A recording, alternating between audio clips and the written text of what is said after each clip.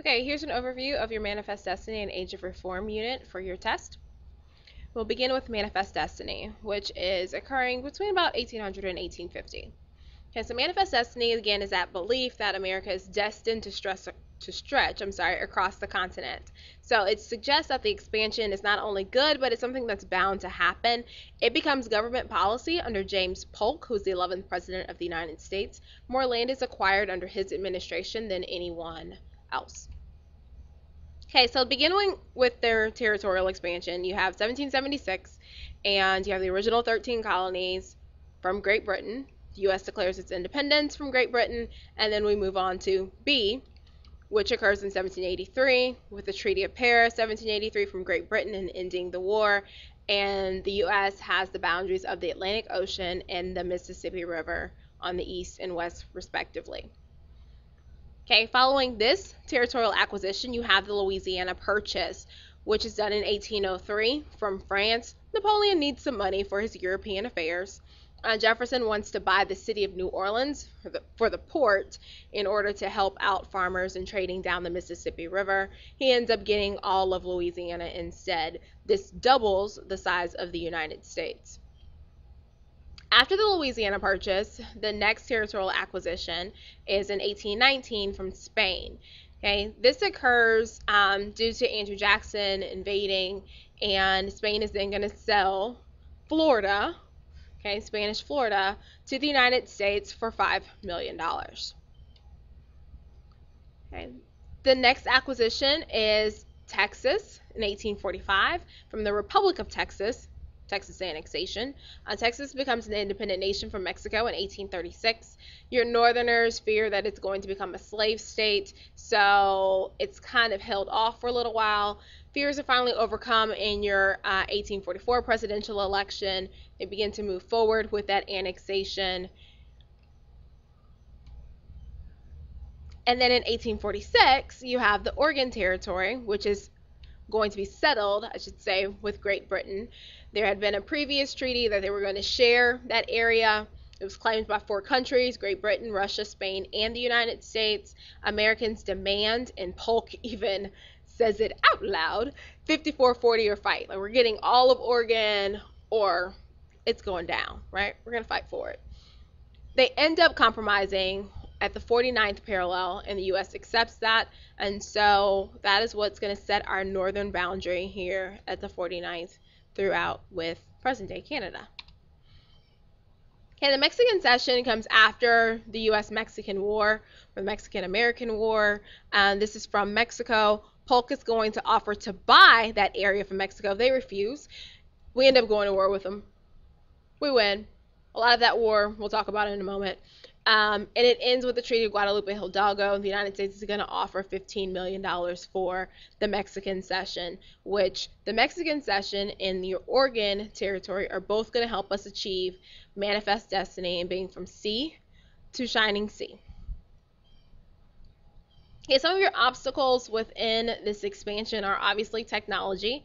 You do have Native Americans who still reside on the continent and are quote-unquote in the way of this westward expansion. You have some issues with law and order. They don't call it the Wild West for no reason. The Rocky Mountains become a huge geographic barrier in trying to get across that mountain range and settle in the west all the way to the Pacific Ocean. And forests also have to be cleared in order to make ways for new cities, so you do have a huge environmental impact with Manifest Destiny.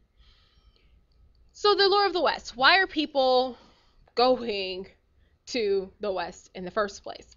You have to remember your push and pull factors. In some cases, it's religious freedom, specifically with your Mormon migration.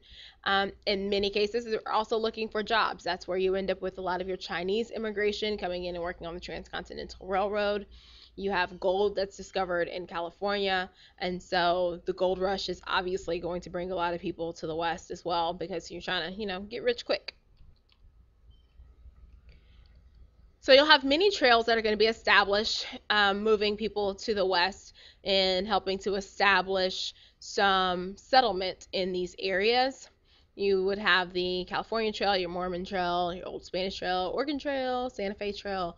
A lot of trade is also going to occur on these trails along the way.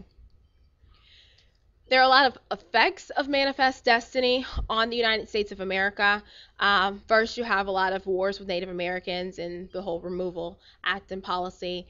The Alamo, because Mexico is going to cut off Texas from more settlement and immigration, and then you ultimately end up with Texas independence, and then the Mexican-American War in 1846. You have the gold rush that is going to vastly increase the population of California. And one of your biggest effects of Manifest Destiny is that reliance on slavery going to spin the nation into a civil war. As we acquire more territory, the question becomes whether or not these new territories and states can enter the Union as slave states. How much further are we going to allow slavery to spread? This issue is not settled until the Civil War occurs. All right, so taking it back to your Mexican-American War, remember that some of your causes are the annexation of Texas, and with that, boundary disputes of what river is really the southern boundary of the United States. Manifest Destiny, expansionism. There's also some issues with protecting American citizens from foreign powers, being Mexico. So it's very similar, in fact, to the War of 1812, where you had impressment. That is also going to cause, not impressment itself, but interference by a foreign power on American citizens and needing to protect them is going to be another cause for the Mexican-American War. Your effects, obviously, we end with the Treaty of Guadalupe Hidalgo. We purchase the Mexican Cession, and then the Gadsden Purchase, which we'll talk about in a moment. So U.S. expansion, first causes. If your westward trails that are moving thousands of people to new territories, Oregon is going to be acquired by the United States for that. People are loving Oregon. Austin and others are going to colonize Texas. That leads you to your Texas Revolution. Texas wants to be a part of the United States, but you have the issues of slavery and the expansion of slavery. If Texas enters the Union, then they'll come in as a slave state and upset the balance. And remember how that happened with the Missouri Compromise. You have to have Missouri and Maine. Well, similar instance is going to occur with Texas and California. Texas comes in slave, California comes in free. Your Mexican Cession is acquired by the United States, and that allows the U.S. to expand from sea to sea. You have thousands of people seeking gold that rush to California. California ends up being able to become a state because they meet that population guideline within the Northwest Ordinance to move the territory from being a territory into statehood. And then the Transcontinental Railroad route is needed, and we have the Gadsden Purchase because you need little flat land in order to maneuver around the Rocky Mountains. So this is our territorial growth, right? Remember the original United States, you have your Louisiana Purchase, your Spanish Cession, Texas annexation, Oregon, Mexican Cession, and then the Gadsden Purchase, which again is acquired for the Transcontinental Railroad. All right, moving on to your reform movement. Reform means to change. Okay, so form again, just think of it with your root word and your prefix. So social reform is going to be an organized attempt to improve what may be unjust or imperfect in society. So they're trying to fix American society, so to speak. And this occurs in the mid-1800s. Several reform movements in education, women's rights, alcohol consumption, your treatment of inmates, the mentally ill, and a push to end slavery. What's leading people to reform is a revival of Christianity, known as the Second Great Awakening. We talk about the First Great Awakening in the colonization period, and remember everybody's like, whoo, let's go to church, and they're all about it. And this happens again in your early 1800s. So people are taught to reform their lives, that their salvation depends on doing good for others, and so they want to fix American society. With your Second Great Awakening, spiritual reform is going to lead to your social reforms in temperance, asylum, abolition, women's rights, and education. In educational reform, you have Horace Mann with women's rights, Susan B. Anthony, Elizabeth Cady Stanton, Lucretia Mott, those individuals. With prison, you have Dorothea Dix. In abolition, Frederick Douglass, Sojourner Truth, William Lloyd Garrison, and Harriet Tubman. With women's rights, you're particularly trying to improve the lives of women overall. One of your biggest issues is going to be with women's suffrage. One meeting is going to occur at the Seneca Falls Convention where women declare their quote unquote Declaration of Sentiments. That's the document that is going to be largely based on the Declaration of Independence. It's calling for equality for women in work, in school, and church, the right for them to own property and vote.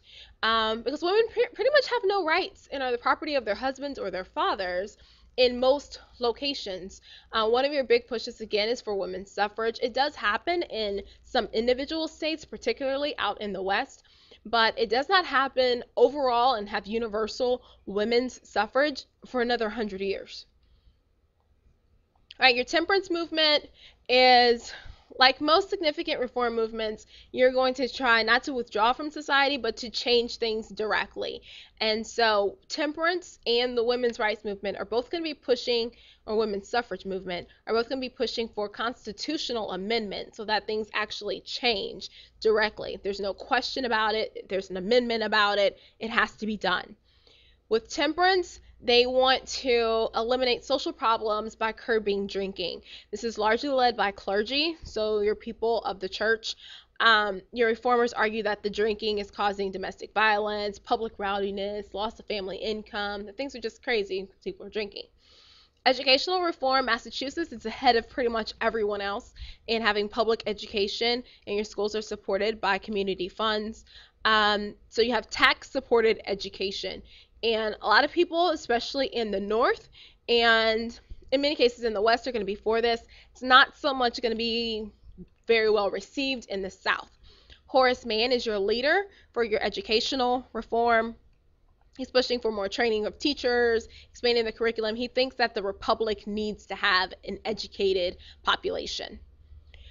In asylum and prisons, Dorothea Dix is going to be your main leader, and she's looking at the state of mental institutions and of prisons and sees that things are not going very well and people are not being treated fairly. So in helping the mentally ill, she sees that they're in dark cells, they're treated as outcasts. She wants to improve their conditions and treat them a whole lot better. She's a school teacher. She understands treatment of children should be better than it had been. You're changing the prison system. She says that inmates, including women and children, are crammed in small cells, often in the same prisons, that debtors are thrown into prison for years, so then they're unable to pay back their debt. So what exactly are you expecting here? So she wants to improve those conditions. Okay, two things that were not here that you want to make sure that you go back and look at are Henry David Thoreau in Civil Disobedience. The fact that he is protesting the Mexican-American War and doesn't agree with it, so he refuses to pay his taxes. Make sure you remember the definition for civil disobedience.